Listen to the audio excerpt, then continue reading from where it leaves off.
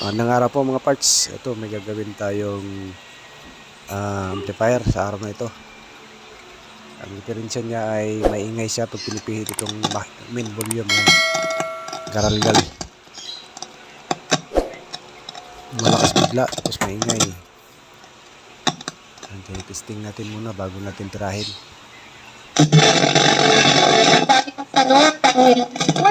Ganyan siya. Ganyan ang sira. Basic dito na parts. Kahit sino alam itong ayusin. Kaya panawin na lang anong gagawin ko dito. Sa mga master dyan, kintabin ko sa inyo. Then, alam nyo to. Very basic. Kung ganito din ang sira yung amplifier nyo mga parts, ito panoorin nyo tong video na to. Hindi matutunan kayo dito. Basic lang to. Madaling gawin. At mura lang ang pyesa nito. Pare, akala ko magkakaroon na kayo ng closure dalawa. Kaya na pang hinihintay natin. Simulan na natin to. Yung closure, naging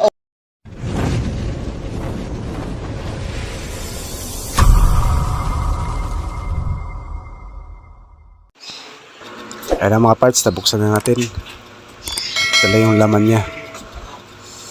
Maliliit na output transistor yung kanyang ginagamit. At linisin na rin dito mamaya kasi maraming mga alikabok. Pasilitan din ng hangin. Ayan. Ito yung napansin ko rin tong nito, filter capacitor. Gumagalaw-galaw tong nilagay ditong nakaparalel na dalawa.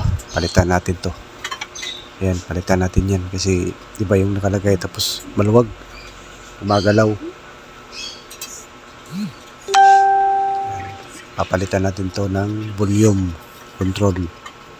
Ayan. Ito. Yan ang ating tatanggalin mamaya. Ayan, kasi yan ang sira.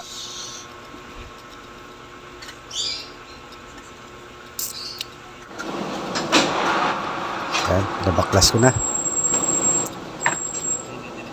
yung mga connection nya. At saka tanggalin na natin yung mga tornilyo para matanggal natin siya sa likod natin sa barbanatan.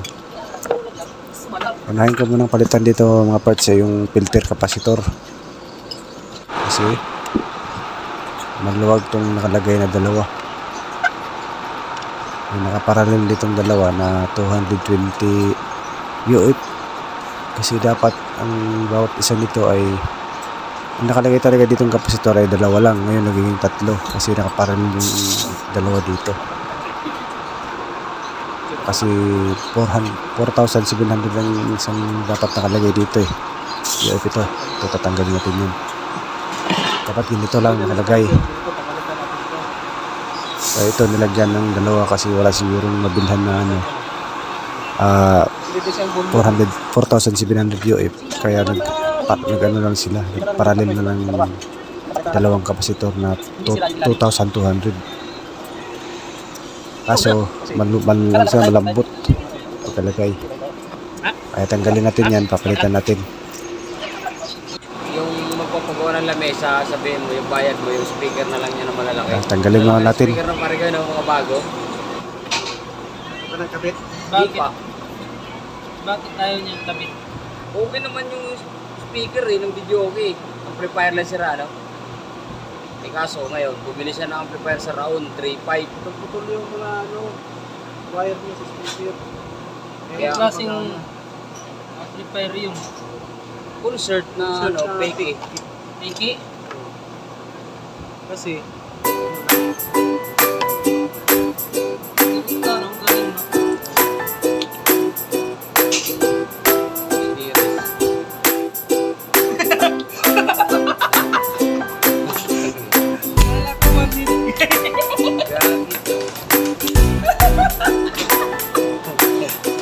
Wala ko Sige, kumura.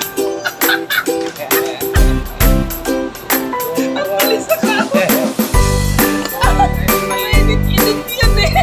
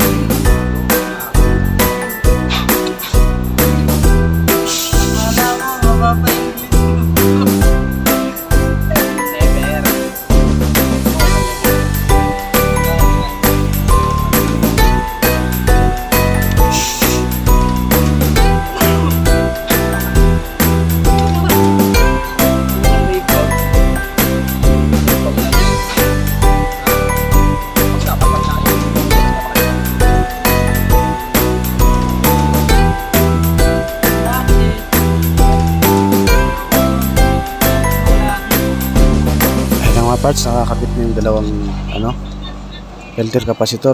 Layo eh. Babalik na natin to sa kanyang casing, yung kanyang board. At sunod natin gagawin na yung yung kanyang potentiometer. Mamaya babaklasin din natin yun pagkatapos natin ibalik to.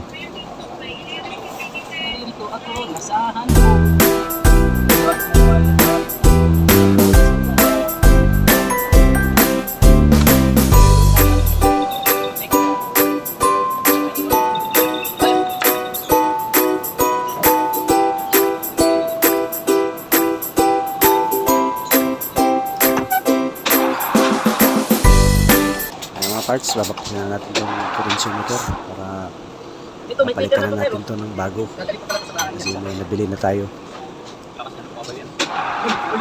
Wala nang ingay ito pag pinitihit. Oh, yan, bumabay talaga yun.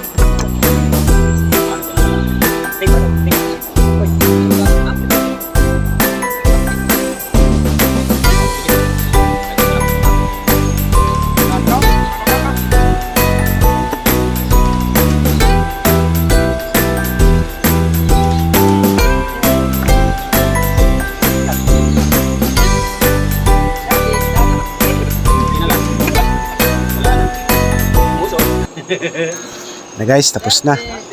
Itistingin na natin. Yan, power on. Ilaw na. Yan. Yan, kagulatan pa kasi biglang tumunog. Yan. Ayos, gumagana. Wala na siyang ingay pag pinipihit ang volume. Yun lang ang ano yan. Ulat ka, no? Gamot sa mga ganung sakit. Sakit sa amplifier. Yung maingay pag pinipihit ang volume. Papalitan lang yan ng ano, potentiometer. Very basic. Methods. Maraming salamat sa inyong panonood. Huwag kalimutang mag-like kung gusto nyo itong video na ito mga folks. Mag-subscribe na rin. Maraming salamat po. Tayo,